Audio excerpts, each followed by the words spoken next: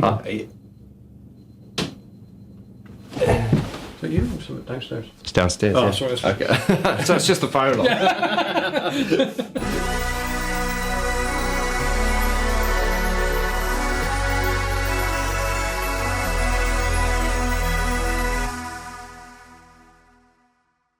Mr. Rich Silverthorn. Mm-hmm.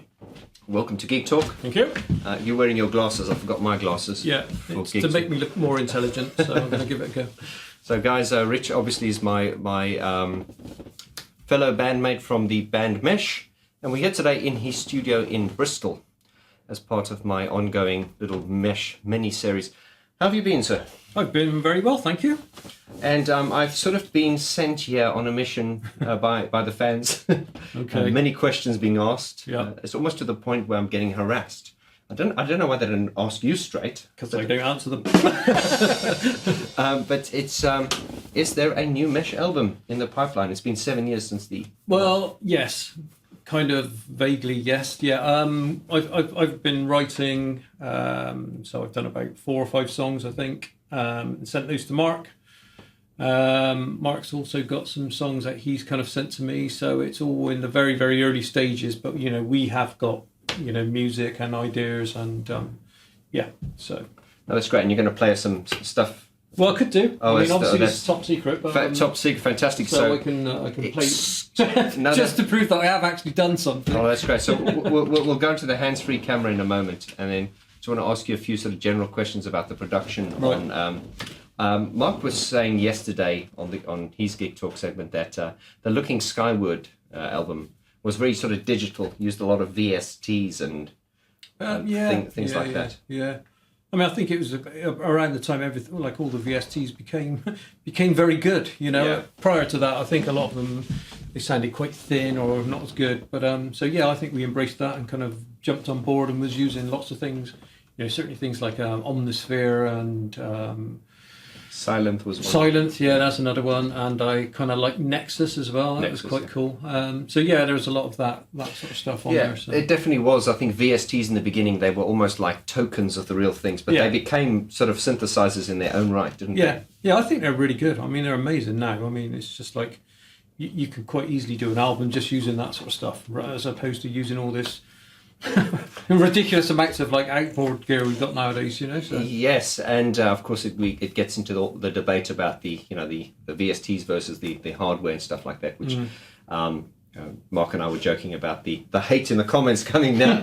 But it is interesting. I did a video a while ago which said the pros don't care, nor should you. And what I meant by that was a bit of an inflammatory title, but it was more just to say all the people that I've sort of interviewed, the hard hitters like yourselves, Dave Bascombe, the Gareth Joneses, all those people who've we look up to as very successful. They tend to not be focused so much on the gear and more on the job. Yeah, definitely. I think it's the overall picture as well. Correct. It's like I'm a massive lover of samples. I think you can use synthesizers and or whatever keyboards, and you could write a piece of music and it sounds really nice. But I don't want it to sound really nice. I want to put a sample in there that almost kind of messes it up a bit or gives it a bit of an edge, or maybe you can distort or so. Yeah, I'm a big kind of fan of just however you do it. Just the overall picture at the end has got to be good and interesting and kind of gritty, if you like. So yeah, I don't really care what I use and how I get there. It's just you just got to get there, haven't you? So.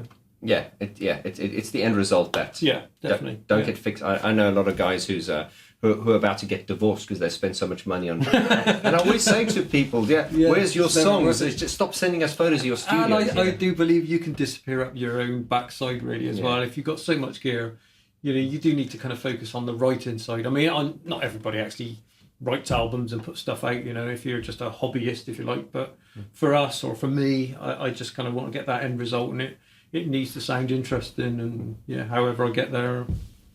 It's the end result, which is important.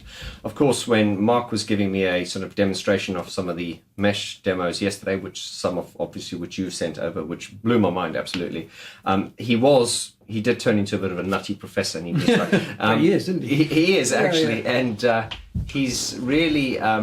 It looked to me that for this new record from what I was seeing, he was using a lot of hardware, a lot of modular. Yeah. Would you say this is less sort of VST based, this album, and more? Maybe a little bit. I mean, I know Mark's really gone down and kind of embraced the whole modular thing, which hands up, I do think it sounds fantastic, but for me, I can't be bothered.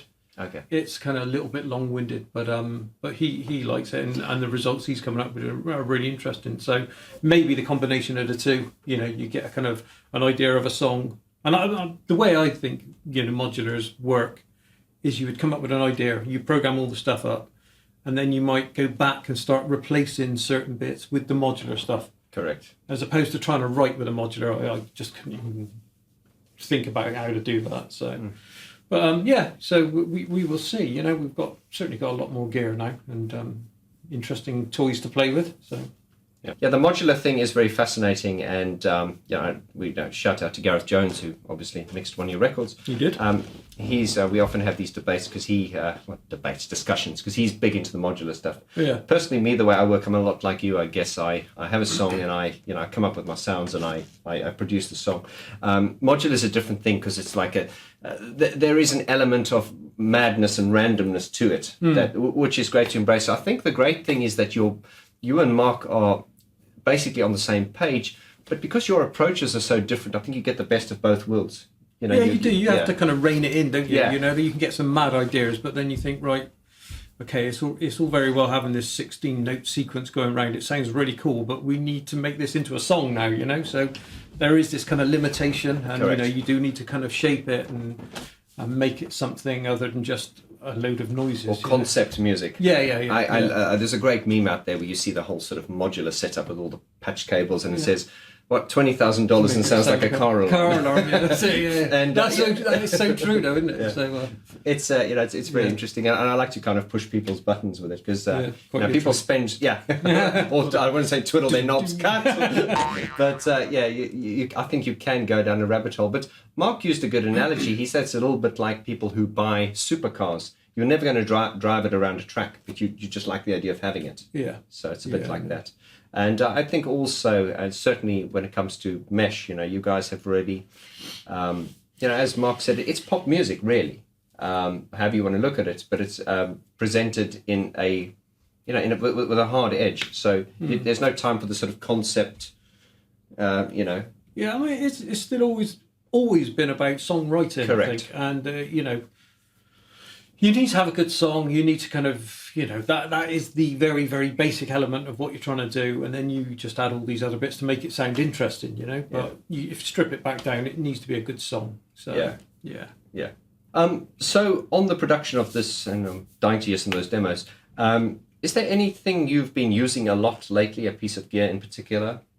Not necessarily anything new. I mean, I rediscover some old keyboards. I mean, I think I said in the last time we met that regarding the studio, I like to move things around. So some keyboards that I haven't used for a long time is almost within touching distance, so that you can have a play with that and kind of rejuvenate them again, really. So, but yeah, that and sampling again. I'm like I said, I'm really into sampling. So just going out using kind of a kind of digital recorder to get some ideas, and then I've been using it to put into Machina, and then you can kind of make loops from it, and just interesting stuff to kind of layer up underneath drums, and just to give it that kind of slightly more organic sound, really. So, I mean, you're not only about, the song being obviously the focal point, but you're also very much into atmosphere and textures and grit and things like that. Yeah. I mean, those are important elements to you. And certainly what you've played me, you've played me a few segments, which we're going to record and show you guys in a moment. It really, I don't know, it just from what I've heard and looking skyward, and, we collide great albums, but from what I've heard so far, it just seems to be a bit harder sounding. Would that be right? Yeah, maybe. Has there been a conscious effort to do it differently or a different approach? Yeah, again, I kind of always want to push it on and do something a little bit different, but there are restrictions and kind of you don't want to go too far away from what you normally do. But Yeah, I've always liked the kind of slightly dirtier, grittier sound. So yeah, maybe it's got that element of kind of slightly harder edge to it. I don't know, but yeah. I mean, and again, sometimes I write a piece of music and it might have a very, very hard edge, but once the vocals go on it, that might be the softening kind of lilting thing that kind of makes it what it is. So. Yeah, I think I've often said contrasts are very important in music. Sometimes if you have an aggressive vocal, or you have a hard track, and the vocal can sometimes be soft. Instead of having a hard vocal and a hard, if I'm making sense, those contrasts. It's exactly that. Because sometimes Mark will send me stuff, and you kind of feel like it's really good, but maybe it's a little bit kind of not nice. Nice is not the right word, but it's got this. You can see or you can feel in your head that it could go in a slightly different direction. That gives it that almost that intensity or angst or something. Yeah, it could still be the same vocal. I mean, so the music is the thing that kind of almost floats it off into a different direction or maybe a different atmosphere about it. So yeah, that's the beauty of the way we work. We bounce stuff off each other and kind of ideas. So.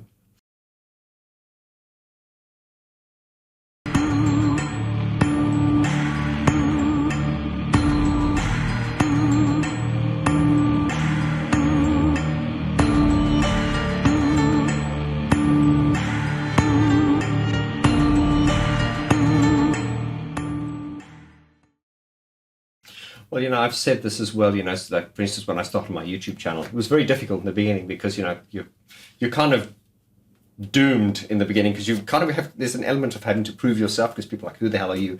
Now that I'm a bit more comfortable in my skin, but it brings more challenges to it. How it pertains to you, I think, in my mind, is you guys have been doing this for a long time, so you're at a point where your fans will love you and they'll just almost buy anything you put out. But how difficult is it? Obviously, you've had huge success in Europe. How difficult is it when you're putting out a new album now? Do you think about that, or do you just let the creativity take over? Well, I'm the world's worst doubter of myself, so it doesn't really. It's not the easiest task for me. So I'm always obviously trying to better the last album, and I'm always self-doubting. So I'll play something. A lot of stuff I throw away because I just think this is just not good enough. So you have this kind of like a quality threshold that you want to kind of at least get to or above. So. I mean, I may be a bit too hard on myself sometimes, I'll throw away a lot of stuff that I don't think meets that criteria, or sometimes I feel like I've done it before, and I hate that feeling. I mean, when I could spend like maybe 2 hours on a piece of music, and then you think, actually, this sounds a bit like whatever, So at that point, I've got to scrap it. So, but yeah, I think there is like like you said, there's a lot of people who will like what you do, but you still got to meet that kind of that kind of level of. Yeah.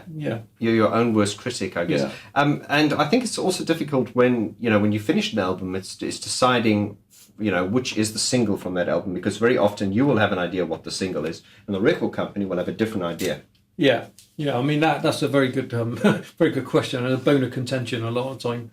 There is a video from one of the albums where I'm arguing with the record company over the first single. And for me, I always like to do something that was maybe a bit more surprising. Yeah, maybe something that's like slightly obscure off the album, what you would kind of not expect. Whereas I think the record company wants to kind of portray you in the way that they think mesh sound, and maybe was the best for radio, and then maybe it's the best for the video or whatever, But once again, I think record companies play it safe, and I think some record companies, a lot of record companies, they're not. I'm not saying our record label, but I'm just saying there are record companies that the bias is always they're a business. So the bias is always towards making money as opposed to taking a risk. Yeah, I mean they're the ones who pay for it as well. Ultimately, we put together a record and you get advances and all this kind of stuff. So that they want to see a return on their money. Fair enough. So, there is this kind of compromise to be had, isn't there? So, I think so far we've done all right, And what's the record label? Dependent, yeah. You've been on them since A Perfect Solution. So, yeah, we've done 3 albums with them. So. Okay, yeah. And this next album will obviously be on that same label. Well, we're in talks with them. Yeah. Okay. Yeah. Yeah. So yeah, there's always never assume. No. You know, I don't want to ever ask cliched questions, but you know, how prolific are you? Let's say as a composer, and it's interesting because you're not necessarily writing the songs. You're kind of coming up with the what you send, Mark. From what I can tell, it's not a demo. It's pretty much a finished thing, a finished composition. And just as you were playing me some stuff there, I was inspired just to add lyrics because the atmosphere and everything is there. It sort of dictates the direction. If I'm making sense. Yeah. How prolific are you in the sense, or rather, should I say, do you come to the studio and sit down and go, I'm going to work on something, or do you need to be inspired? Or can you just sit down and... No, I need to be inspired, I think. And that can come from anywhere. You know, I sometimes listen to kind of like a snippet of music on an advert or something, and you just think, you know, that's really good. That's a good kind of direction to take something. I mean, not necessarily artist. I mean, it literally can come from anywhere. So, yeah, I mean, that's kind of, for me, how I feel that kind of need to write. And I certainly kind of, like I said, I will try somehow to create an atmosphere, although it's in a song form. You know, I like to kind of set a mood, if that makes sense, so that when you give it to somebody like, you know, like Mark, obviously, it's almost put him in the mood that I was in when I was writing this piece of music. Yes. And it's really interesting because it's not always, because sometimes he throws like a curveball in and it's like, whoa, I wasn't expecting that. But then on other times, I certainly think with Before This World Ends, when I wrote that, I had a kind of like this kind of vibe and feeling in my head and sent it to Mark. And I almost kind of knew what I expected back. Yeah. And it almost met that perfectly. Yeah. And it's like every so often that happens, and it's like, wow, it's like, you know, we're on the same level. Yeah. But like I said, sometimes he will chuck something back, and I'll instantly go, well, I'm not sure I like this. But eventually, you come round to his way of thinking and thinking, actually, no, this is really good. You know, it's that kind of contrast or compromise or whatever. You know, so yeah. Yeah, and I think the way you work is it's quite good that way, because although you're presenting a finished song really without lyrics and a top line, but because you haven't done that, it gives him space to do his thing. And I mean, you've been doing this for a long time, so you must be kind of definitely in resonance with each other. Yeah, definitely. I mean, I certainly of late, I think I've been sending him stuff without top lines. You know, it's easy for me because I want it to sound interesting when I'm sat here writing a piece of music.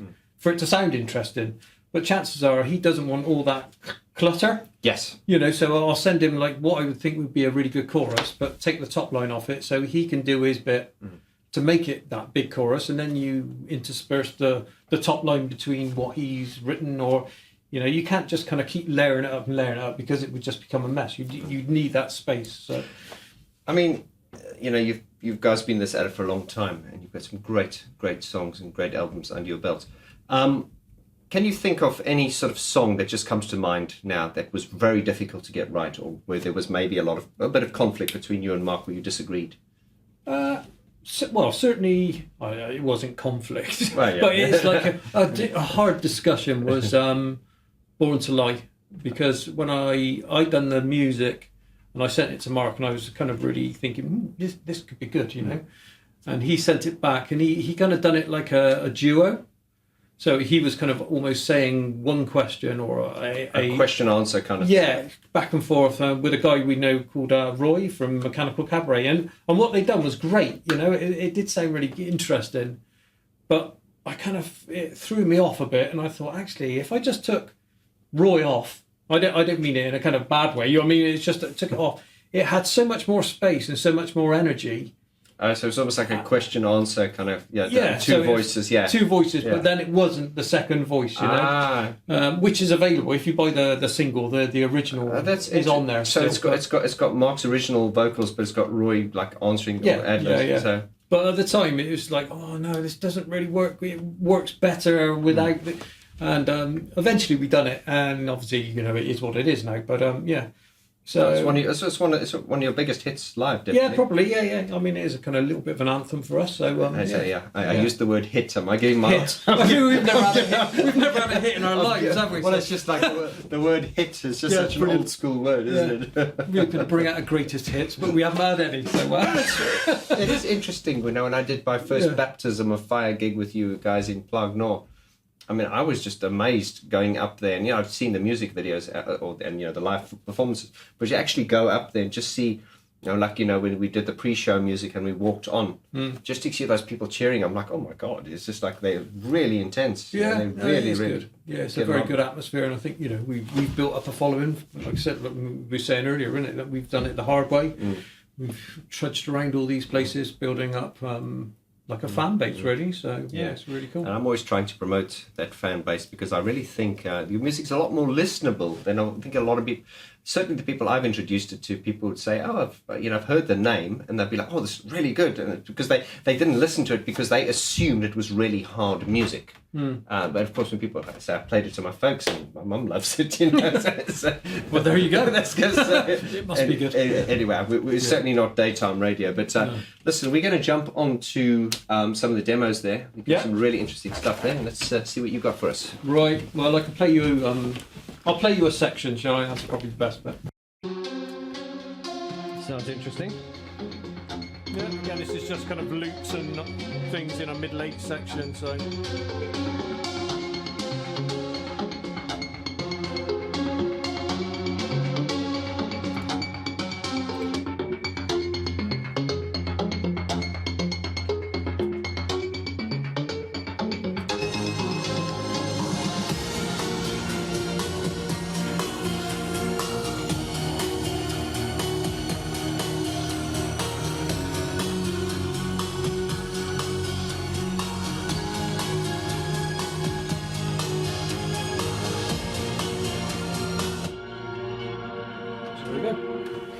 There we go. That's all you're getting, guys. Yeah. Just proves that some great material is in progress at the moment. Indeed. Well, thanks for that, Rich. You're welcome. I'm sure the guys want to hear more. But so I was kind of pressured into asking. I don't know. I said, ask Rich yourself, but you don't answer. But Well, there you go. I've done it now. From an outsider's point, an outside insider, the point of view is what I'm hearing there. It's you listen to it and you go, okay, that's mesh. And I think especially when you hear Mark's voice on it, then it becomes totally mesh. But it's mesh, but it has a moodiness and a sort of. It sounds a bit harder hitting than we've heard so far. Is that intentional, or am I just hearing? Maybe.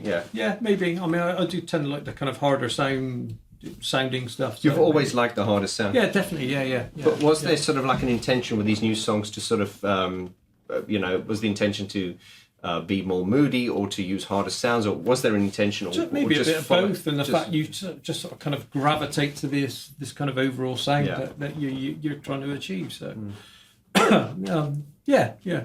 I mean, I hope that's the way it's kind of sounding or going, if you like. So, and also, as I say, when I heard this, you get the gooseflesh because it's kind of like there, because you hear it, and I think it's like with all great songs and compositions is there's a familiarity to them, even though it's like it feels familiar, even though it's different.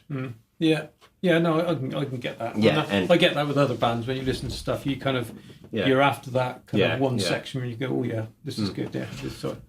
Well, guys, you've waited for 7 years, and all I can say is sorry. I've all I can say is sorry. Yeah.